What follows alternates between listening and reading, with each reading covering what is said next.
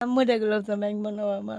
তো এই খাবার যদি আজকে যদি মনে করেন যেটা খাইলেন, কালকে যদি কেউ না দেয় তাহলে কি খাবেন? দিলাই দেখেন মাটি আছে, ও মাটি খাইয়ে দে, পানি খেয়ে দে, থাকবো তা উঠা ব্যাংক বানা। আপনি মাটি খেয়ে রোজা থাকবেন? খাই থাকবো বাবা, আমার মৃত্যু হওয়ার আসসালামু আলাইকুম ভাই এবং বোনেদেরকে বলছি, এই মাটার ভিডিওটা দেখো, তারপরে তোমরা তোমাদের চোখের কান্না ধরে রাখতে পারবে না। এই ইউটিউবার ভাই কেমন করে কেঁদেছে তোমরা দেখো। এই মাটা শুকনো মুড়ি খেয়ে রোজা রাখে, বলছে দরকার হয় মাটি খেয়ে রোজা রাখবো। তোমরা এই মাটাকে সাহায্য করো এবং এই মাটার পাশে সবাই মিলে থেকো। আল্লাহ হাফিজ। কি করতেছেন বসে থেকে এখানে? এখানে যে ইত্যাদি একটা লবণ আর একটু পানি লিছি, আমার খবর কে দিবে বাবা? একটা মানুষ কতটা অসহায় হলে সারাদিন রোজা রেখে লবণ, শুকনো মুড়ি এবং পানি দিয়ে ইফতারি করতে পারে? এখানে উনি কেমনে বাস করে? দেখেন মাটি আছে, ও মাটি খাইয়ে দে, পানি খেয়ে দে, থাকবো তা উঠা ব্যাংক বানা। আমি বাসায় যা কিভাবে ইফতারি করব এই ইফতারি এখানে দেখার পরে?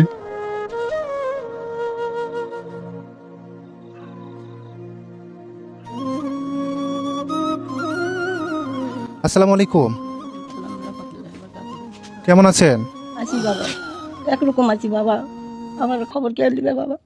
আমার ছেলে নাই, মেয়ে নাই, কিছু নেই, আমার সন্তান নেই, আমার স্বামী নেই, আমার থাকার কোনো পরিস্থিতি নাই বাবা। সোনার বাবা কলজা। কি করতেছেন বসে থেকে এখানে? এখানে যে ইত্যাদি একটা লবণ আর একটু পানি লিছি, মানসিক টাকা চাই বাবা, তাই বসে এগুলা খাই দিন কাটান লাগবে, আজ কাটান লাগবে বাবা, আমার খাওয়ার কোনো জু নেই বাবা। আল্লাহু আকবার। আজকে প্রথম রোজার দিন, আপনি রোজা রাখছেন? এই রোজা রেখে আপনি এই যে লবণ, মুড়ি আর পানি নিয়ে বসে আছেন, ফল ফল কই, তারপরে ভালো মন্দ খাবার কই? টাকা জোগালি বাবা, কিছু নাই আমার সোনা, মানুষের থেকে একটু মরিচ করে এই রাজা তাইলিয়া বসে আছি বাবা। ও আল্লাহ, তুমি রহম করো মাবুদ। এই দুনিয়াতে মানুষ কতটা কষ্টে থাকে তা আজকে আমি এই দাদিকে না দেখলে বুঝতে পারতাম না। আমাকে একজন খবর দেয়, এই এলাকার এই দাদির কথা বলে।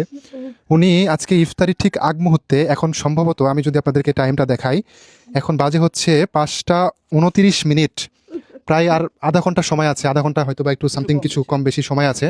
এই আগ মুহূর্তে উনি ইফতারির সামনে বসে থেকে কান্না করতেছে। এইভাবে কান্না করে কোনো মানুষকে অভিশাপ দেয়, মানুষের বিরুদ্ধে কোনো কিছু বলে, সেটা কেমন হবে আপনি একবার চিন্তা করে বলেন ইসরাফিল ভাই। একটা মানুষ কতটা অসহায় হলে সারাদিন রোজা রেখে লবণ, শুকনো মুড়ি এবং পানি দিয়ে ইফতারি করতে পারে? আপনি এই যে শুধু লবণ, মুড়ি আর হচ্ছে পানি, এটা দিয়ে সারাদিন রোজা রাখার পরে এটা খায় কি আপনার শরীর ঠিক থাকবে বলেন? আপনি এত কষ্ট করে কেন রোজা রাখেন? কে দিবে বাবা? আমার কেউ নেই যে দুনিয়ার এত কষ্ট করে রোজা রাখেন কেন? বাবা, মরে গেল তো ব্যাংক বানা বাবা। তো এই খাবার যদি আজকে যদি মনে করেন যেটা খাইলেন, কালকে যদি কেউ না দেয় তাহলে কি খাবেন? দিলাই দেখেন মাটি আছে, ও মাটি খাইয়ে দে, পানি খেয়ে দে, থাকবো তা উঠা ব্যাংক বানা। আপনি মাটি খেয়ে রোজা থাকবেন? খাই থাকবো বাবা, আমার মৃত্যু হওয়ার আল্লাহ কাছে কি জবানবন্দি দিব বাবা।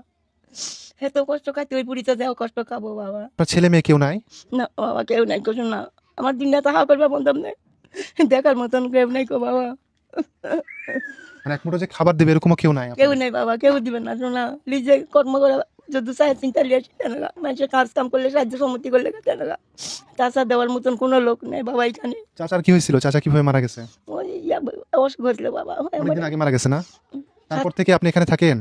হ্যাঁ, তা আপনি যে এই যে ঘরে থাকেন, এই ঘরের তো অবস্থা দেখতেছি আমি খুবই খারাপ। থাকা যায় না বাবা, খুব কষ্ট হয়েছে লিও টিওর পরে, এই শীতের মধ্যে কাপড়ে কান্ডারি দিয়ে আসবো বাবা। তা আপনার যে ইয়া কই, মানে বিছানা কই, যে খাট কই, খাট?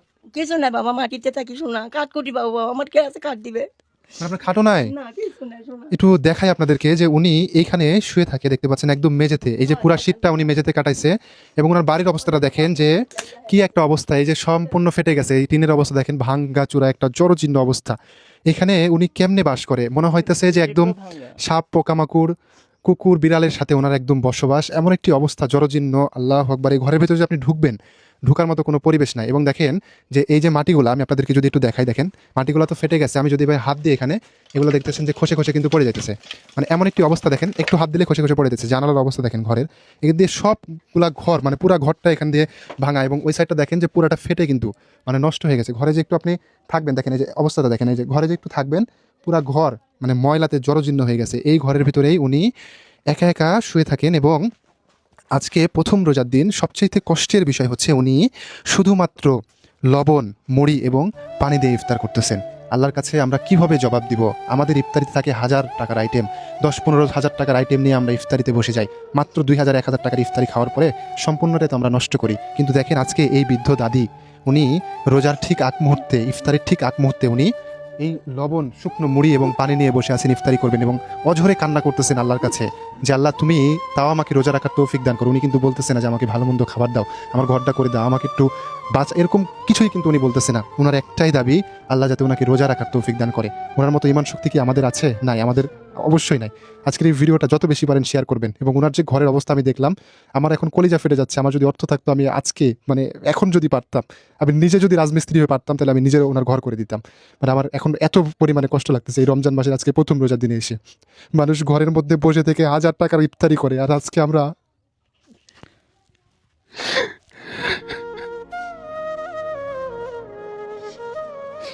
বলার ভাষা পাইতেছি না। আমি বাসায় যা কিভাবে ইফতারি করবো, এই ইফতারি এখানে দেখার পরে কলিজাটা ফেটে যাচ্ছে আজকে।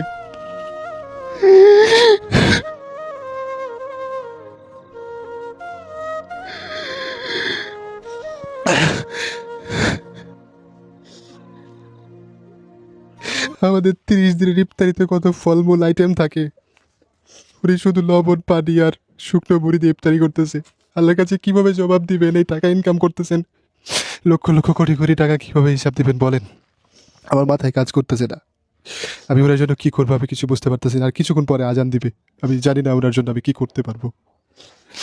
আল্লাহ তুমি আমাকে তৌফিক দান করো, আমি যাতে এরকম গরিব অসহায় মানুষের পাশে দাঁড়াতে পারি। যেটা করে দেয় দিবে বাবা, আল্লাহ সবার আপন, তোমরা উপলক্ষ বাবা। শোনা বাবা, তো বড় কিন্তু আবার চিন্তা করে দেখেন ইসরাফিল ভাই, বলবো ভাই, আসলে বলার ভাষা নাই। একটি চোখ আর একটি চোখকে দেখতে পারে, তারপরেও দেখা যাচ্ছে বুকে কষ্ট হলে দুটি চোখ দিয়ে পানি বাড়ায়। আমার এই দাদিমাকে না দেখলে আমি বুঝতে পারতাম না। আপনি কান্দেন না বাবা। লবণ পানি আর মুড়ি দিয়ে ইফতারি করেও উনি আল্লাহর কাছে শুকরিয়া করতেছে। আমি সহ্য করতে পারতেছি না। আপনি একটু থাকেন, আমি যাবো আর আসবো। আমার জন্য খালি একটু, আমাকে একটু সময় দেন। আসেন না ভাই, একটু থাকেন, আমি যাবো আর আসবো। আসো আমরা বাজারে যাই, ওনার জন্য ইফতারি নিয়ে আসতে হবে। আমরা আবার আসলাম, আপনার জন্য ইফতারি নিয়ে আসছি। কষ্ট কি? আপনি যে তুমি দেখাশোনা করলে বাবা, শোনা বেঁচে থাকো আল্লাহ দেড়াস করে যে কামে থেকে না যাও, আল্লাহ তোর দুধে ভাতে কিলে শান্তির জন্য। আজান দিবে, আজান দিবে, আমরা একটু রেডি করি ভাই, ইফতারিগুলো রেডি করি। আপনি যে দেখেন, আমি আবার আপনাদেরকে দেখাচ্ছি, উনি মুড়ি এবং লবণ নিয়ে আপনারা দেখেছেন যে বসেছিল এবং 1 গ্লাস পানি। সেই জায়গা থেকে এটা দেখে আমার নিজে থেকে আমি আমার নিজের কান্না আটকায় রাখতে পারিনি। আমার সাথে আমার বড় ভাই আছে, উনি পর্যন্ত কাঁদছে। আজকে এই দাদির যে অসহায়ত্ব, এবং সারাদিন রোজা রেখে উনি এই খাবার খাচ্ছিল। আমরা ওনার জন্য ইফতারি আনছি, আমরা আজকে একসাথে ইফতারি করব। আমরা অনেকেই কি করি, বাসায় প্রথম দিনে অনেক ভালো মন্দ ইফতারি করি, কিন্তু আজকে যদি ওনার সাথে আমরা ইফতারি করলে আল্লাহ হয়তো বা এই উসিলায় ভালো কিছু আমাদেরকে দান করবেন। তো আজকে আমরা ওনার সাথে ইফতারি করবো। আপনার সাথে আমরা ইফতারি করলে কোনো সমস্যা আছে? না বাবা, আমার জান বইরা খাবো না, তাহলে জান বইরা কই যা বইরা খাবো না, আমার সন্তান নেই বাবা। খুশি হবেন আমরা ইফতারি করলে? আচ্ছা কান্না করেন না এখন, গুলজার বাবা, কান্না করেন না। হ্যাঁ এখন আর একটু কান্না করেন না, আমরা একটু এগুলো রেডি করি। হ্যাঁ দেখি রেডি করেন তো ইসরাফিল ভাই, বের করেন তো সব কিছু। খাইয়ে দিব না বাবা। কিছু লাগবে না, আমরা বের করতেছি এখানেই। এই পলিথিনটা এভাবে থন। হ্যাঁ সব কিছু আমরা একটু বের করি। এই আজান দিতেছে, আজান দিতেছে তো। মুড়ি খান না? আরে খেজুর কই, খেজুর কই, খেজুর কই? আরে আজান দিতেছে, খেজুরটা কই রাখেন? কোন কোন ওনারা দেন না খেজুর, আজান দিয়ে দিছে। খেজুর নেন, খেজুর নেন। হ্যাঁ খেজুর দিয়ে খান, খেজুর খান। কষ্ট করেছো বাবা, শোনো। হ্যাঁ খেজুর খান, এই যে খেজুর, খেজুর দিতে। আপনি রোজা রাখছেন, আপনি হ্যাঁ রোজাটা খুলেন না বিসমিল্লাহ বলে। আজান দিতেছে, এই অন্তর আগে রোজাটা ইয়ে করো, রোজাটা ইয়ে করো। হ্যাঁ আমি একটা খাই, বিসমিল্লাহ। হ্যাঁ খেজুরটা খান, খান।